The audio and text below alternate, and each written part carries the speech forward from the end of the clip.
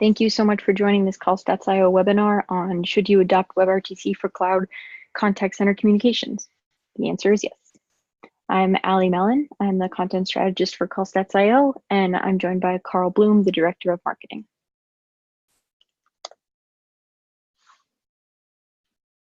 A little housekeeping. There will be a Q&A at the end of the presentation. Feel free to put your questions there at any time, and we'll address them at the end. We're also going to be recording this presentation for later viewing, so if your colleagues want to watch it, we'll have it available for them. And the slides from this will also be distributed in an email coming out to you after the event. So you'll have all of the information at your disposal. So who are we? Call.io is the WebRTC monitoring leader. We provide products that measure and manage the performance of real-time media communications. We were founded in 2014 by IETF and W3C authors, and our CEO is a co-author of the GetStats API for WebRTC. We have customers across a lot of different vertical industries, including contact centers, team collaboration, telemedicine, and more. We collect over 1 billion WebRTC data points each month, which gives us a really good idea of the industry as a whole and everything that's going on in different ways to optimize WebRTC. So we have a lot of information available on our website. Feel free to go. White papers, metrics reports, lots of information on WebRTC and where the industry is at and where it's headed. We're integrated into Amazon Connect and other leading CPaaS platforms. We've also been recognized as a cool vendor by Gartner, and we're backed by leading venture capital firms.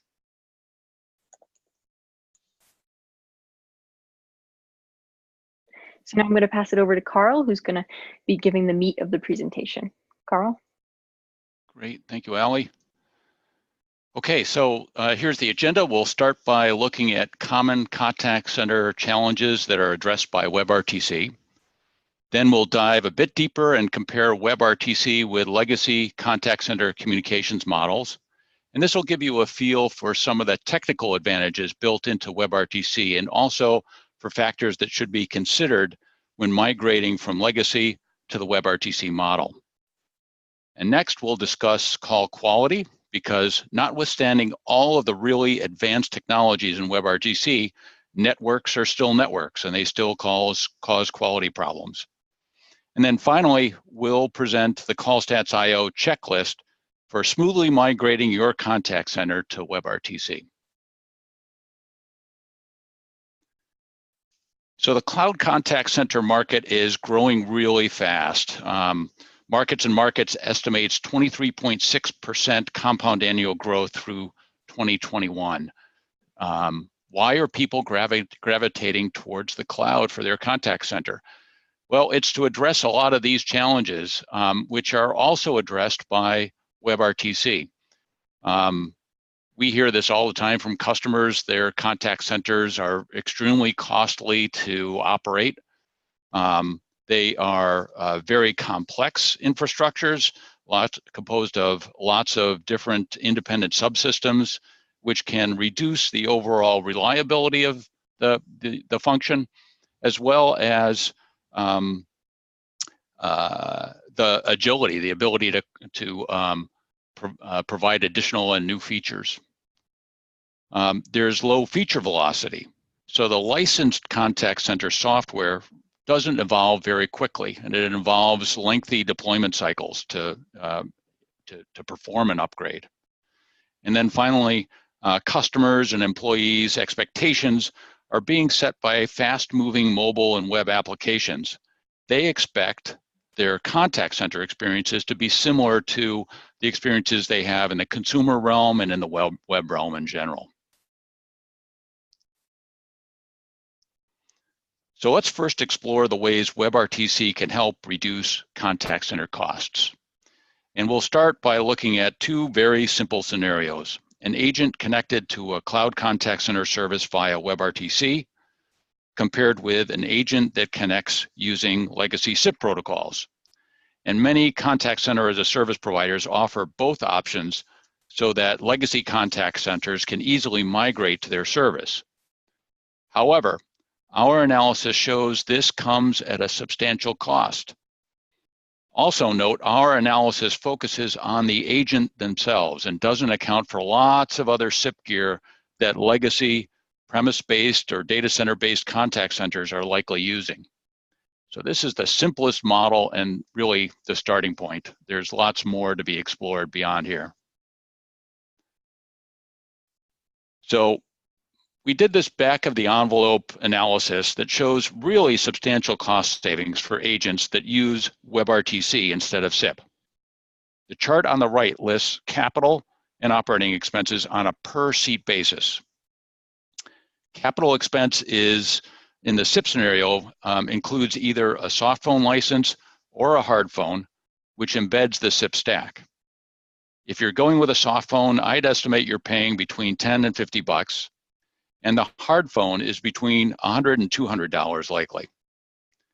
So notice both the SIP and WebRTC agent need a headset, so that cost is a wash. And there are no capital expense costs for the WebRTC agent because all the software is built into a standard browser, which of course is free. So therefore, total capital expense is somewhere between $10 and $200 higher for the SIP-based agent. Looking at operating expense, we see the cost of software maintenance, which I've estimated at 20% of the high-end soft phone license fee. And there is also the cost to troubleshoot the occasional problem which occurs, and I've estimated that to be about once per year per seat, and that it costs about $200 of technician labor to troubleshoot that problem. So this totals about $210 per year and compares with zero cost for the WebRTC agent. Now, for sure, the agent needs a browser which requires maintenance, but you're likely already equipping your agents with those browsers to access their CRM systems. So WebRTC leverages this existing investment. There's no new incremental cost associated with using WebRTC.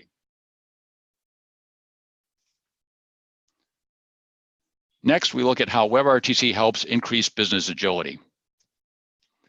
Because WebRTC is embedded in standard browsers, agents can work from anywhere using any desktop or mobile device.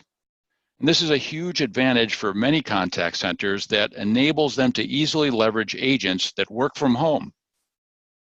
Often this added flexibility enables a contact center to attract and retain better agents. Those agents like the flexibility of working from home, which also helps the contact center lower their churn rate.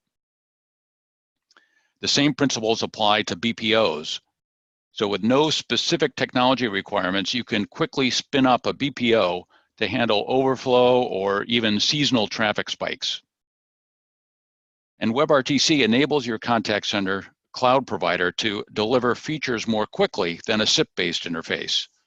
New calling and communication features can be quickly added through the browser. And then finally, you can enable agents to work on their own devices. A subject matter expert, for example, could be available for a consultation on a mobile device. And this provides even more workforce flexibility. So WebRTC, huge benefit in terms of increasing business agility. And another way WebRTC addresses contact center challenges is by improving experiences, customer experiences, as well as agent experiences. And we know that in this current world that agent experiences are just as important as customer experiences because it's about retaining agents and about having very productive agents that feel good about the services that they're delivering. And so you want to be able to deliver a very good agent experience just as much as you want to deliver a good customer experience. We'll start off with looking at the video capabilities. WebRTC supports not just voice communications, but also video and screen sharing.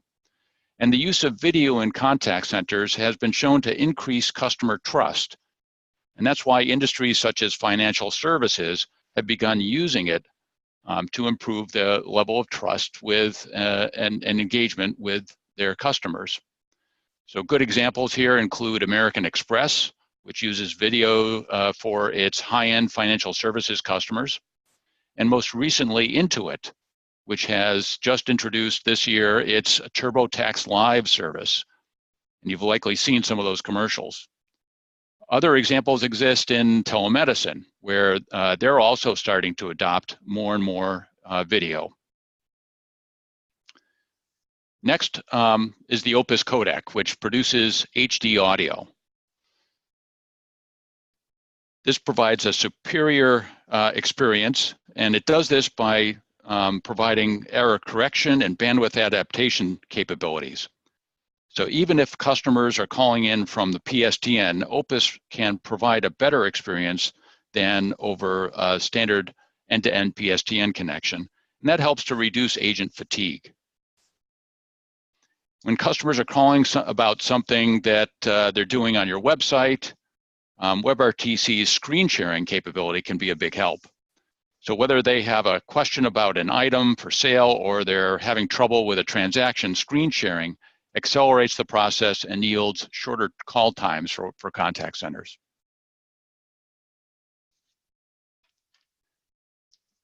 Now that we've looked at all the high-level business benefits for WebRTC, let's shift gears and dive a little deeper into the technology. Specifically, let's explore the key differences between SIP-based communications and WebRTC so that we can ensure a transition from one to the other is smooth. There are many similarities between the two protocols. So for example, both protocols use the session description protocol during their connection negotiation phase. There are also many differences. And a good example here is the ICE protocol, or Interactive Connectivity Establishment Protocol, which is used solely by WebRTC, and it helps to resolve addressing issues across NAT devices. And we could easily devote an entire webinar, even a whole series of webinars, to the topic of comparing WebRTC and SIP. But instead, I've listed three key differences on this slide that have the most bearing on how a contact center would plan and execute their move to WebRTC.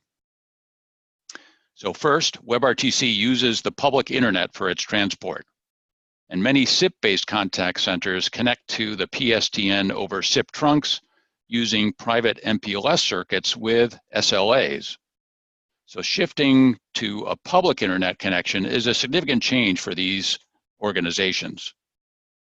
Second, WebRTC features strong end-to-end encryption, which is mandatory. This is also significantly different from the legacy SIP protocol model.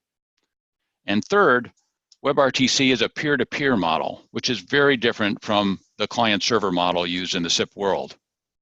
So let's look at each of these in detail. So first, the public internet transport network. So moving your agents to a public internet connection for their voice communications presents some advantages and disadvantages. An internet connection with bandwidth equivalent to your private SIP trunk is likely significantly lower cost. So this is a cost savings that actually we didn't even include or discuss in our earlier slide.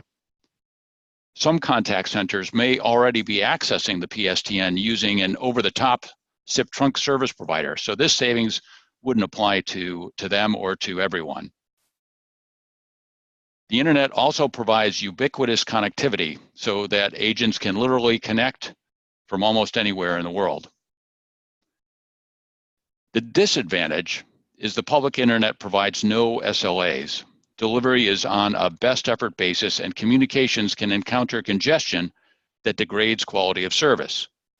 The good news is most public internet services are optimized for consumer streaming and HD video services such as Netflix. So this means they can deliver multiple megabits of bandwidth, which is paltry compared to the 20 kilobits that Opus normally uses. However, streaming video and interactive audio have very different latency requirements, so quality definitely needs to be monitored.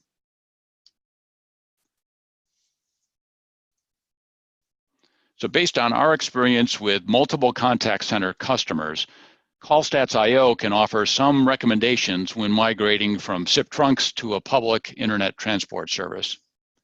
First, test your ISP's performance with real WebRTC traffic.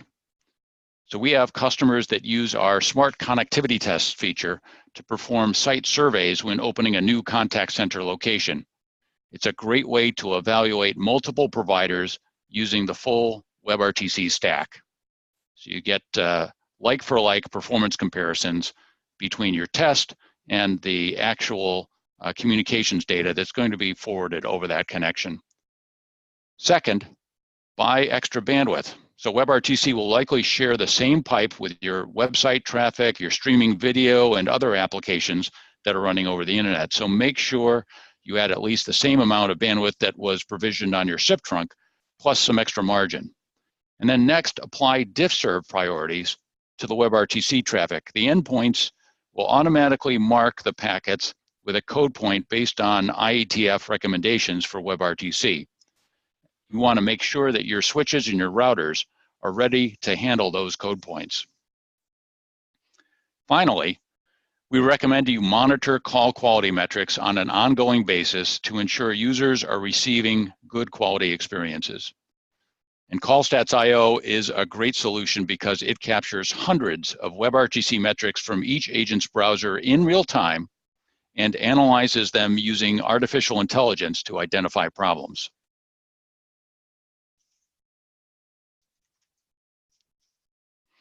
The next difference I want to highlight is security. WebRTC requires all media be transmitted with strong DTLS encryption. Unlike SIP protocols, there is no unencrypted option. It's this end-to-end encryption that enables users to communicate over the public internet with confidence. All communications are ensured to be private. Now, if you take a look at the diagram on the right, it illustrates two scenarios. The first is a customer connecting with the contact center using WebRTC, which creates an end-to-end encrypted session. When enterprises can get their customers to adopt WebRTC, for example, using a mobile app or a web application that brings WebRTC right to their device, they can enjoy a much higher level of security that could reduce the need for other security mechanisms, such as multi-factor authentication. And in healthcare, it can help address HIPAA issues. The other scenario is when customers call the contact center cloud service using the traditional PSTN. So this is the case on the right-hand side of the diagram. And here, the encrypted session is terminated where the contact center service peers with the PSTN.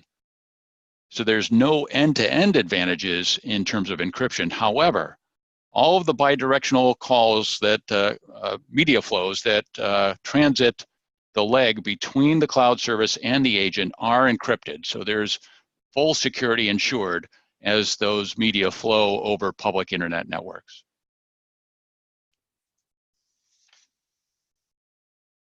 The third key difference between SIP and WebRTC is in the topologies.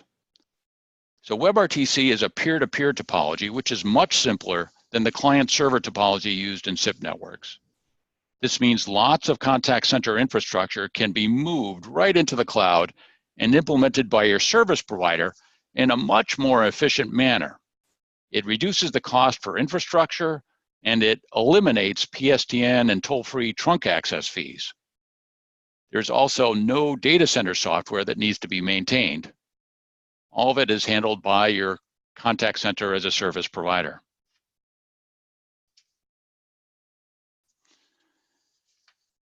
So next, let's take a deeper look at the factors that can influence call quality over WebRTC.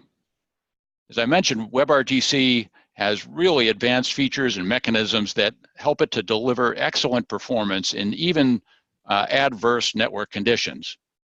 But we're still dealing with a network, which can present challenges even to endpoints that are armed with WebRTC's advanced technology. There are three critical factors that typically determine the quality of a WebRTC call. First, the performance of the transport network, meaning the agent's connection to the public internet. The second is software errors that can occur in the protocol stack. And the third is user faults or issues that result from actions by the agent. The performance of the transport network, or the ISP, can have a significant impact on quality. A poorly performing network can introduce audible gaps in the media stream or garble the audio. There are 4 performance metrics that you can use to detect and analyze performance problems. And they're shown here on the slide: delay, jitter, packet loss, bandwidth. And we recommend that you monitor these metrics continuously so that you can quickly detect congestion or other performance issues on your network.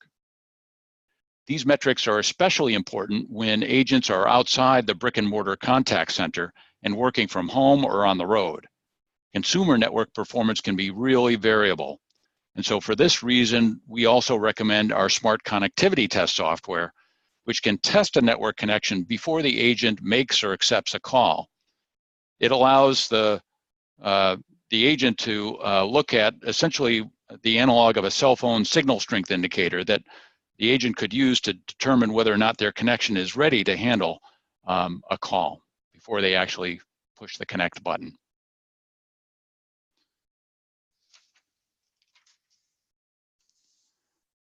Software errors can occur in 3 areas of the WebRTC stack. So these error types can cause one-way audio and dropped calls. And we break them down into errors that occur within signaling, which is used to negotiate a peer-to-peer connection. The ICE and transport software, which is used to traverse the NAT devices on your network. And finally, the media engine, which captures and encodes audio and video media. CallStats.io allows you to monitor and analyze all of these error types.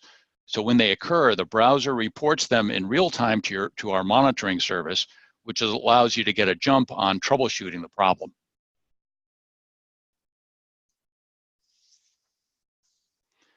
And the final category is user faults. These can reduce agent productivity. So you want to make sure that you're prepared to diagnose these faults, but they are actually quite difficult to diagnose. They result in dropped calls and an inability to send media or even garbled media. And when they do occur, even though they may be something that occurred with the agent's action with the device or the browser, they're nonetheless affecting the service that's being delivered to the customer. So you want to be able to troubleshoot these problems and help the agent resolve the problem. There are several ways these faults occur. First, an agent may accidentally abort a session by closing a browser tab, for example. That's a very straightforward failure condition. Nonetheless, it presents a significant customer service interruption.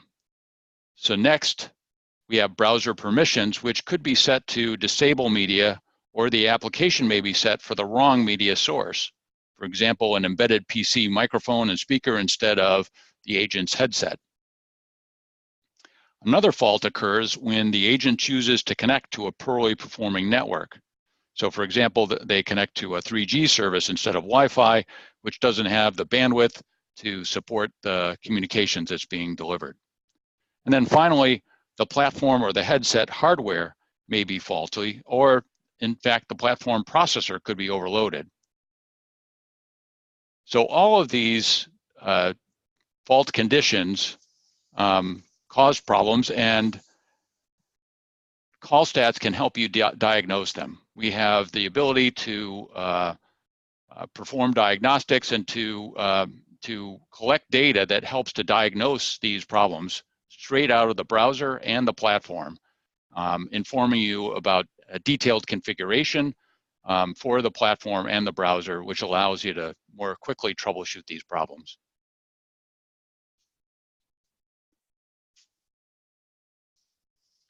Now let's switch to the call quality checklist. And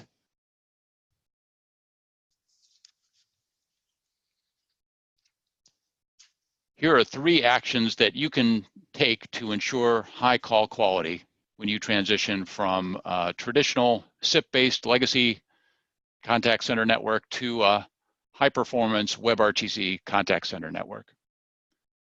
First is to properly size your ISP connection for WebRTC. You can do this by performing a site survey, using a tool such as the CallStats Smart Connectivity Test tool, which actively tests the connection and measures the performance with live WebRTC traffic.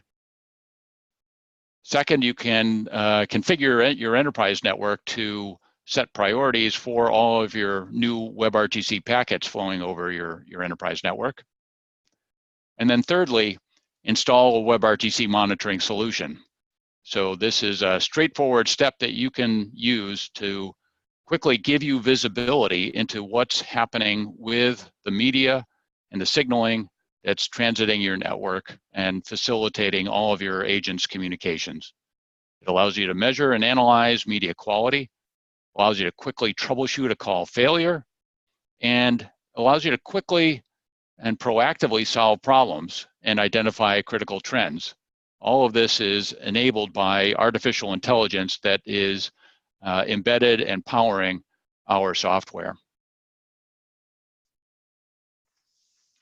So finally, should you adopt WebRTC? Yes, the answer is yes. Hard savings and ROI, we've demonstrated that in some of the earlier parts of the presentation. WebRTC dramatically simplifies your contact center environment and makes it more agile. It increases workforce flexibility. You can take advantage of work from home scenarios, BPOs, mobile workers, engaging more of your workforce in the contact center infrastructure. All of that is possible with WebRTC.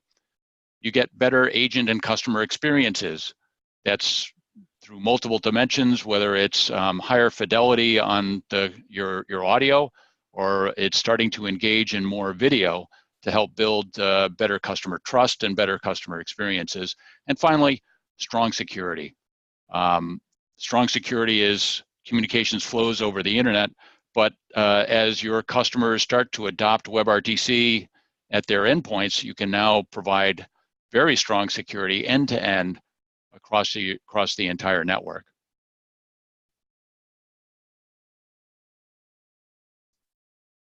So that's our presentation for today. I'll hand it back over to you, Allie. Great job, Carl. Thank you so much. If anyone has any questions, feel free to put them in the Q&A box. For now, we have a couple of questions already. The first one is, do the cloud contact center providers charge extra for allowing agents to connect using WebRTC? Can you give us an answer to that, Carl? Yeah, I don't work for the cloud contact center providers, but no, I believe that in general it's a parity, it's a wash. So the advantage really is to WebRTC because of all the other cost savings that you get with WebRTC. So you could connect with either one, but why would you? Great. Another one, how common is it for contact centers to switch to WebRTC? Is this happening now? Is this early stage? What do you think? It is, I would put it at early adopter to early majority stage, somewhere in that range. We've saw with that earlier statistic that I mentioned about how quickly cloud is being adopted by itself. And most every one of those cloud providers has WebRTC capabilities built into their service. And for some, it's strongly encouraged and the preferred way of connecting into the cloud. So this is moving very quickly, and I think you're going to see the entire market, move to WebRTC as part of this shift. Very cool. A related question: how can contact centers get started if they're completely new to the idea of WebRTC? Is there a service you recommend? So they could get started multiple ways, really. They're probably already using WebRTC in many ways that they don't even know about. For sure, we as consumers are using WebRTC and lots of different apps that are embedded on our mobile devices. But if you're an enterprise and you want to get started with WebRTC, there are developer kits that allow you to start building applications very quickly and easily. through third parties, and you can take a look at our website and see references to multiple WebRTC SDKs. And then another easy way to get started is with a CPaaS provider, communications platform as a service, or a contact center platform as a service provider, either one. But CPaaS providers make it very easy for web developers to start embedding communications right into their applications. So I would strongly encourage you to take a look at the leading CPaaS and contact center platform providers. Great. So there's another question, and I think this is a really important question, so I'd love to get your perspective on it. Don't the cloud contact center providers offer the same data in their dashboards as call stats? So in fact, they don't. Most of them don't. I should say that not everybody offers the AI-powered features that we have, for sure. But really, the richness of the data that we can provide, the strong visualization capabilities that we provide, is unequaled by any of the platform providers. And in fact, many of them don't provide any visibility. It's opaque to the contact center manager exactly what's happening in detail at the call quality level. These are levels of visibility that they don't currently support, and so your only alternative at that point is to engage with call stats to get that kind of detailed information about what's happening with your media quality. And really, that's the only way to isolate problems and to understand what issues you're facing, whether it's with your ISP, whether it's with your end users and the way they're connecting into their networks. Those are tricky problems that are hard to diagnose unless you've got the right data at your fingertips and the AI-powered tools to go and analyze that data. And that's what CallStats provides. Awesome. All right, I think that is all of our questions. Feel free to follow us on Twitter at callstats.io or contact us at sales@callstats.io. We have a lot of resources on our website. Feel free to go take a look, case studies, white papers, different information about the industry as a whole. So thank you guys again for joining us for this webinar. We hope it was valuable to you, and we'll see you next time.